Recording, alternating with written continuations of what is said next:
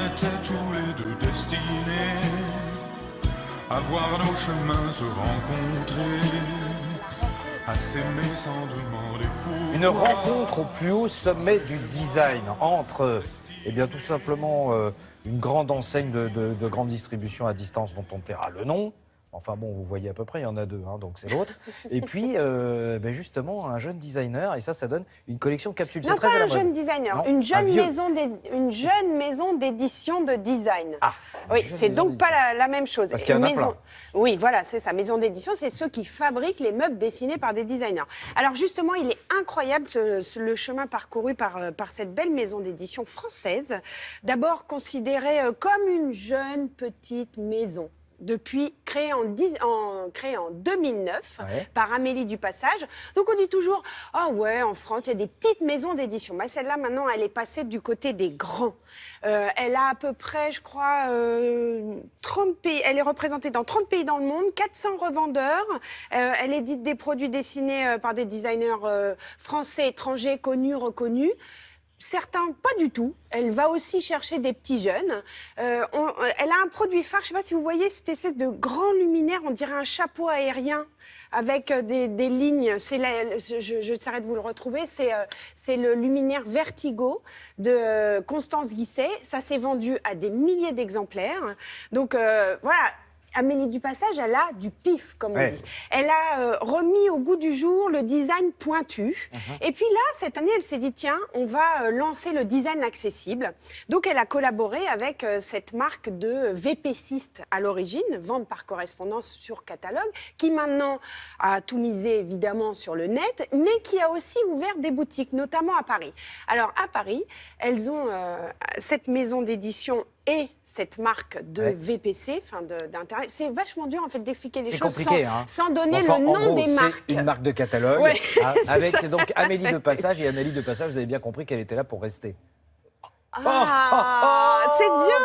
Non mais c'est bien résumé en fait. Tout le monde est là pour rester. On a envie de voir, dit-on, les on va regarder cette collection capsule. Regardez.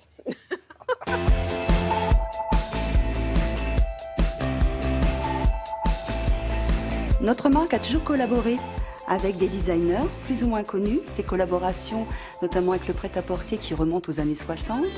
Et pour la maison, il nous a semblé en tout cas important, puisque finalement nous sommes aussi éditeurs, de travailler avec des designers, alors parfois de renom et parfois un petit peu moins connus. Ça nous permet aussi de pouvoir explorer d'autres domaines, de nous donner aussi un regard différent sur le design. Parce que bien évidemment, nous avons une plateforme de marque où finalement on développe une collection qui nous est propre, qui nous ressemble. Et l'idée de travailler avec d'autres univers nous apporte énormément de fraîcheur et de nouveautés.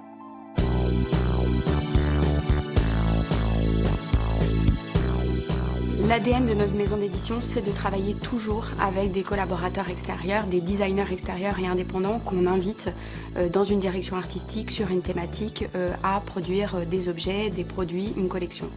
Donc là, on n'a pas dérogé à la règle, simplement on s'est concentré sur un graphisme et donc on a fait appel à des designers graphiques pour venir apposer ce graphisme sur une collection générique qui était extraite du catalogue général de notre partenaire et ils ont été invités du coup à apposer chacun leur motif et en sont issus de deux collections finalement très différentes, très distinctes et très identitaires.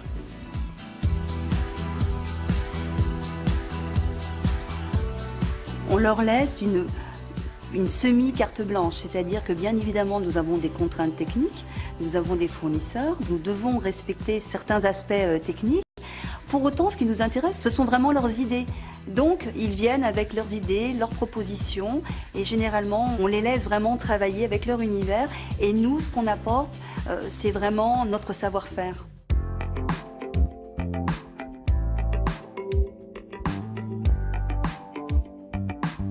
Notre positionnement, c'est de rendre accessible ce que l'on fait, parce que si c'est pas vendu assez basiquement, c'est que ça n'a pas d'intérêt. En revanche, c'est d'essayer d'apporter quelque chose d'ambitieux dans la création.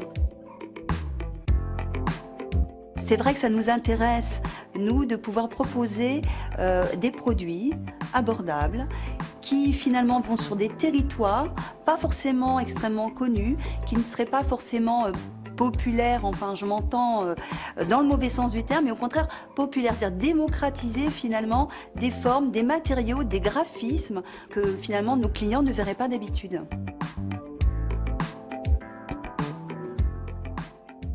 Alors souvent, c'est vrai que le design, quand on rentre dans les boutiques spécialisées, on se dit, bon, c'est un certain prix, parce que ce sont des objets qui sont édités à peu d'exemplaires.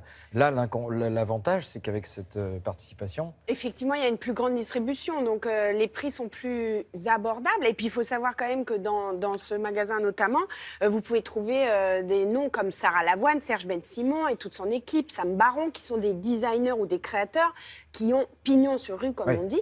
Et c'est vrai que... Ah, regardez, voilà le best-seller de cette maison d'édition, c'est Constance Guisset et Vertigo, cette fameuse lampe Vertigo que vous avez partout, qui d'ailleurs privilège des grands et copiés. Donc faites attention quand aussi vous achetez, il peut y avoir des faux Vertigo, tout à fait. Donc en fait, il faut quand même faire attention, justement. Et ça veut dire que cette maison d'édition dont je parlais, qui a été créée par Amélie Dupassage, eh bien, elle a réussi son pari, puisque maintenant, les objets de sa collection sont copiés.